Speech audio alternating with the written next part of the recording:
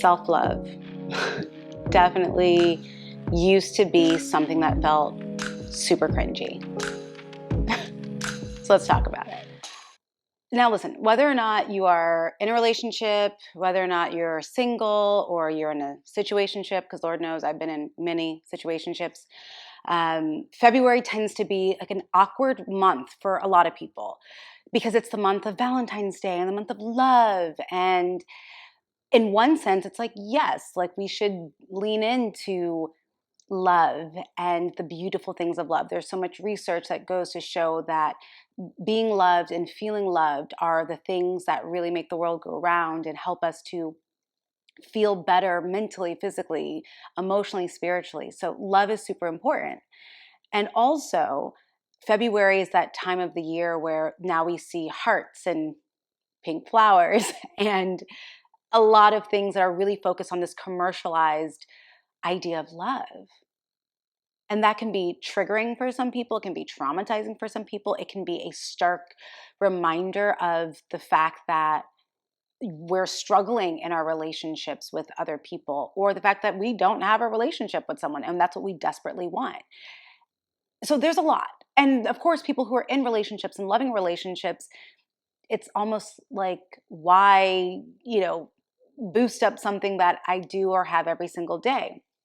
But more importantly, I started to really think about February as a month of self-love. And so years ago, I got into this habit of really saying, okay, this is the month of self-love. And I would do all the things that I would read in magazines to do. And honestly, it just left me feeling super annoyed. I mean, how many post-its with affirmations of "you are beautiful, you are loved" can a girl have in her room on her bathroom mirror before it's just a cluttered mess of being assaulted by positivity? That's how I look at it. That's how I think about it, because that's what I was doing. I was doing all these things. I was taking myself out on a solo date and feeling awkward AF because I was just scratching the surface. So one day I really was like, okay, this sucks. I don't agree with it. I don't enjoy it. I don't like it. It feels weird. What do I really need to do? And here's the thing that I love about moments in my life where I felt stuck, whether it's something like this or something in a relationship or something with business. Our brains, our beautiful, beautiful brains, love to solve problems and answer questions.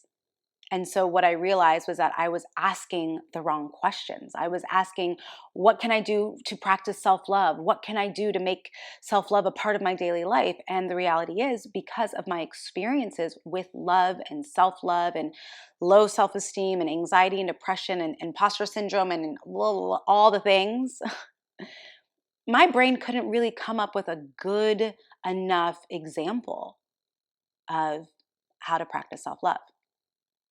So I asked better questions. And so there are three questions that I asked myself that I thought could be really helpful. The first question: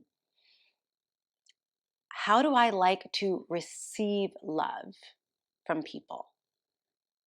You know, I have my own issues with the 5 love languages because my love language is food, and that's not one of the examples or one of the categories. So it feels really biased and skewed to me.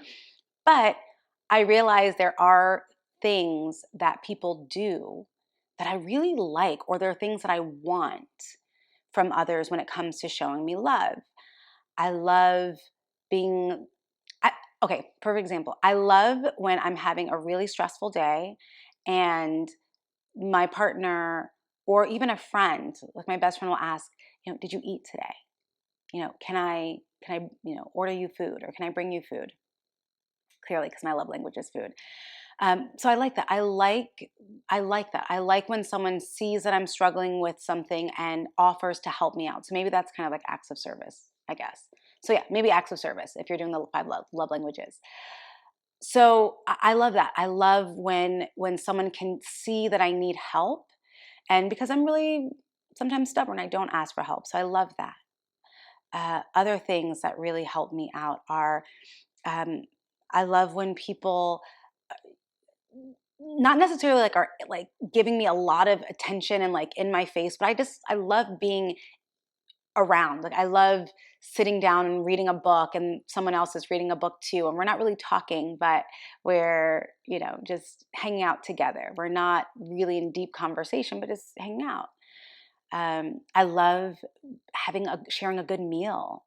I would much rather go to dinner with a friend and just like feel loved on that way than going to a party or a club or something. I love having these like intimate moments and connections to really just be present and to enjoy the food and all that stuff. So I started to create a list of all the ways that I love receiving love. So that was the first thing. Then I flipped it and I thought, what are the ways that I love to show love to people in my life? And I love cooking meals. I love cooking beautiful meals. I love hosting people over for yummy meals and cocktails and the tablescape and beautiful plating. I love doing that. I love giving people flowers. I love it because I love going to the farmer's market. I love organizing and curating it. I love, delivering the flowers. So I love giving flowers. What else do I love doing? I love creating things for them. I love that. I love being able to create something special or beautiful for them. And so I just started creating a list of all the ways that I love to show love to people that I love. I love sending text messages, just like, hey, I'm thinking about you, or, asking deep questions, So I just created a list. And then the third question that I asked myself was, what areas in my life need a little bit more love, care, and attention? And that was something that I wanted to do because I realized that as I go through my days, there are areas that I feel really confident that I'm showing up for myself, I'm giving myself the proper attention and care that it needs. But there were other areas in my life that I was missing. And for me, at that point in my life, it was really around my finances. It was around my wellness. Like I wasn't drinking enough water. I wasn't getting enough sleep.